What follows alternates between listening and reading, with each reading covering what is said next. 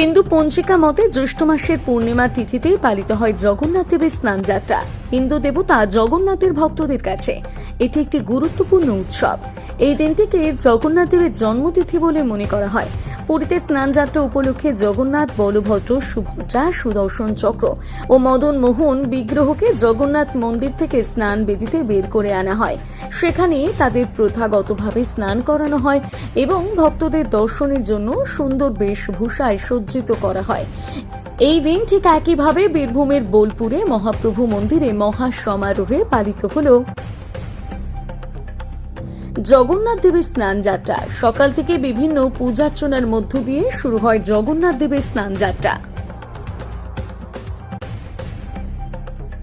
पताका स्वामिति नामिने नम आचार्य पादाय निताय कृपा प्रदायिने गौर कथा धामदाय नगर ग्राम तारिणे नमो विष्णुपादाय कृष्ण पृष्ठाय भूतले श्रीमते भक्ति वेदांत स्वामिनिति नामिने नमस्ते सरस्वती देवे गौरवाणी प्रचारिणे निर्विशेष शून्यवादी पाश्चात्य देशतारिणे श्री कृष्ण चैतन्य प्रभु नित्यानंद श्री अद्वैत गदाधर श्रीवासदि गौर भक्तवृंद हरे कृष्ण कृष्ण कृष्ण हरे हरे हरे राम राम राम हरे हरे नमो नीलाचल निवासाय नित्याय परमात्मने बलभद्र सुभद्राभ्यां श्री जगन्नाथायते नमो नमः।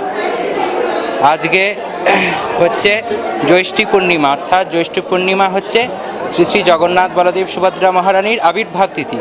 এই দিন ভগবান নারায়ণ তার শ্রী জগন্নাথ রূপ প্রকাশিত করেছিলেন এবং এই দিনটিতে রাজা ইন্দ্রধন্যদেবকে জগন্নাথ নির্দেশ দিয়েছিলেন যে প্রত্যেকটা ভক্ত এবং প্রত্যেকটা মানুষ যেন আজকের দিনে ভগবানকে 108 ঘড়ায় অভিষেক করেন এবং সেই থেকে জগন্নাথের স্নানযাত্রা পালিত হয়ে আসছে।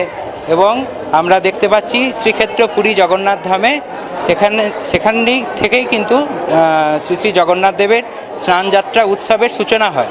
তারপরে এই জগন্নাথ দেবের স্নানযাত্রা মাহেশে আমরা দেখতে পাই সেটা অনুষ্ঠিত হচ্ছে, শ্রীধাম মায়াপুরে স্নানযাত্রা অনুষ্ঠিত হচ্ছে, শ্রীধাম নবদ্বীপে, এবং যেখানেই আমরা শ্রী শ্রী জগন্নাথ বলদেব সুভদ্রা মহারানীর বিগ্রহ দেখছি সেখানেই কিন্তু মহা সমারোহে শ্রী শ্রী জগন্নাথ বলদেব সুভদ্রা মহারানীর স্নানযাত্রা পালিত হয়ে আসছে।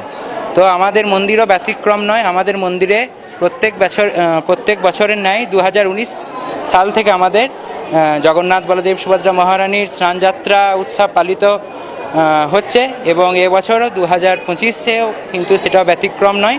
এবছরও কিন্তু আমাদের মহা সমারোহে জগন্নাথ বলদেব সুভদ্রা মহারানীর অভিষেক অনুষ্ঠিত হচ্ছে এবং আমাদের অভিষেক শুরু হয়েছে 9:30 থেকে এবং এই অভিষেক চলবে 12টা পর্যন্ত।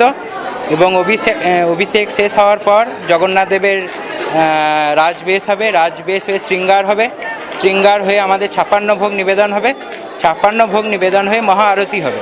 মহা আরতির পর জগন্নাথ দেব তার বিশ্রাম ঘরে চলে যাবেন, যেটা হচ্ছে আজ থেকে জগন্নাথের অনাবসর সেবা শুরু হলো এবং আমরা 15 দিন শ্রীক্ষেত্র জগন্নাথ বলদেব সুভদ্রা মহারানীর দর্শন পাবো না।